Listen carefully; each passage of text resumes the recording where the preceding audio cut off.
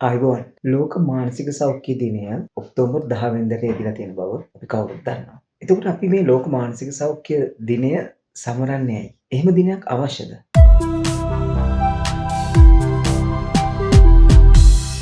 ඇත්තටම අපි එදාට විතරක් නෙවෙයි අපි හැමදාටම අපේ මානසික සෞඛ්‍ය පිළිබඳව බොහොම සැලකිල්ලෙන් බලන්න ඕන.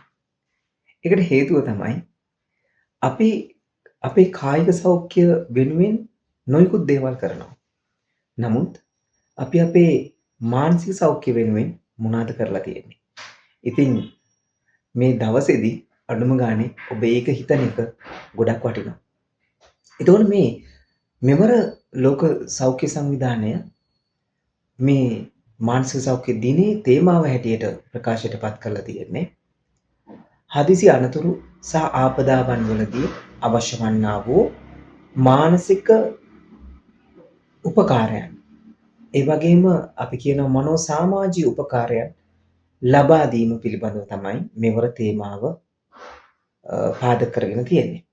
එතකොට මේ තේමාවෙන් කියන්නේ මොකක්ද? මොනවාද මේ හදිසි අවස්ථාවන්?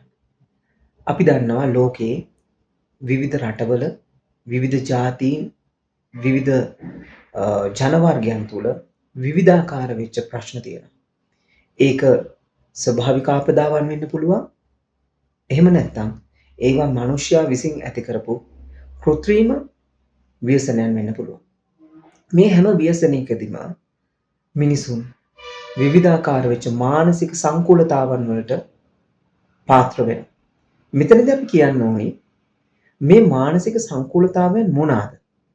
විශේෂයෙන්ම අපි ගත්තොත් බොහෝ විට මේ ව්‍යසනයක් තුල ඇතිවන පළවෙනි දේ තමයි ක්ලමතය. එහෙම නැත්නම් ආතතිය. ආතතිය අපි කියන්නේ නිහඬ මාරයෙක් කියලා. මේ විදිහේ ප්‍රශ්නකදී ඕනෑම මිනිසෙක් මේ ව්‍යසනකාරී තත්වයන් තුලම මානසික ආතතියට පත් වෙන අනිවාර්යයෙන්ම. ඒ වෙලාවල් වලදී මේ මනෝ සමාජීය උපකාරයන් මේ පුද්ගලයන්ට අවශ්‍ය වෙනවා. ඒ විතරක් නෙවෙයි. අපි නිදසුනක් වශයෙන් ගමු ලෝකේ විවිධ රටවල් වල විවිධාකාර වෙච්ච යුද්ධ මේ තත්වයන් අපිට දකින්න ලැබෙනවා. ඒ අවස්ථාවන් වලදී මේ මනෝ සමාජීය උපකාරයන් ඔවුන්ට අවශ්‍ය වෙනවා. ගොඩක් වෙලාවට අපි ගත්තොත් එහෙම මේ හැම රටකම ඉන්න කුඩා දරුවන්. මේ දරුවන්ගේ මානසිකත්වය ගැන අපි හිතලා තියෙනවද? ඇත්තටම යුද්ධයකදී ගොඩක් වෙලාවට ඒ දරුවන් ගැන හිතනවා අඩුයි. ඒ දරුවන්ගේ මානසිකත්වය පිළිබඳව හිතනවා අඩුයි. මේ වැඩිහිටියන්ගේ විවිධාකාර වෙච්ච නොමනා ක්‍රියාකාරකම් නිසා වෙන්න දරුවන් සෑහෙන්න අසරණ භාවයට පත් වෙනවා. එවැනි ව්‍යසනකාරී තත්ත්වයකදී අපි බොහොමත්ම සැලකිලිමත් විය යුතුයි. මේ කුඩා දරුවන්ගේ තිබෙනා වූ මානසිකත්වය කෙසේද සහ ඒ මානසිකත්වය නැවත යථා තත්ත්වයට පත් කරන්නේ කෙසේද කියන එක අපි බොහොම සැලකිල්ලෙන් බලන්න ඕන දෙයක්. ඒ විතරක් නෙවෙයි. ඇත්තටම මේ ස්වභාවික ආපදාවන් වලදීත් අපි හිතන්නේ නැහැ දරුවන්ගේ මේ ඉන්න අනිකුත් මේ සමාජයේ වෙසෙන පුද්ගලයන්ගේ මනස කොයි ආකාරයකටද වෙනස් වෙන්නේ කියලා. අපි හිතනවා ඒ ව්‍යසනකාරී තත්ත්වයට මූණ දීපු අය පමණයි මේ නිසා පීඩා විඳින්නේ කියලා. එහෙම දෙයක් නෙවෙයි මෙතන තියෙන්නේ. අපිට ගොඩක් වෙලාවට දකින්න ලැබෙනවා අපේ රටේ මේ ප්‍රවෘත්ති වාර්තාකරණය. මේ වාර්තාකරණයන් ඇතුළේ සමහරක් වෙලාවට මිනිසුන් ආතතියටපත් වෙනවා. අපි උදාහරණයකට ගමු. අපිට මානසික පීඩාවක් ඇති වෙන විදිහේ යම් අනතුරක් ඒ වගේම යම් ආකාරයක අපරාධයක් සිද්ධ වුණොත් එහෙම ඒක වාර්තාකරණය කරන විදිහ තුලත් මිනිසුන් ආතතියටපත් වෙනවා. ඒකත් එක්තරා ආකාරයක හදිසි අවස්ථාවක් විදිහට අපිට ගන්න පුළුවන්. මොකද ඒක බලන මිනිස්සයා ඒකෙන් ගන්න දේවල් තියෙනවා. ඒකෙන් පීඩාවටපත් වෙනවා. අපි උදාහරණයකට ගමු. අපි ක්‍රිකට් තරගයක් බලනකොට අපි ඒක හරිම උද්වේගකාරී විදිහට ගෙදර ඉඳන් රූපවාහිනිය ඉස්සරහා ඉඳගෙන නරඹනවා. ඒ වගේම උද්වේගකාරී විදිහටම බලනවා වගේම තමයි අපිට අනිත් පැත්තෙන් ගත්තොත් එහෙම පීඩාදායී දේවලුත් මිනිස්යාට ඒ විදිහටම දැනෙනවා. උදාහරණයකට ඔබ ගන්න තව දෙයක් කොරෝනා කාලෙදී අපි අපි හැමදාම ප්‍රවෘත්ති බලන්න පෙළඹිලා හිටියා.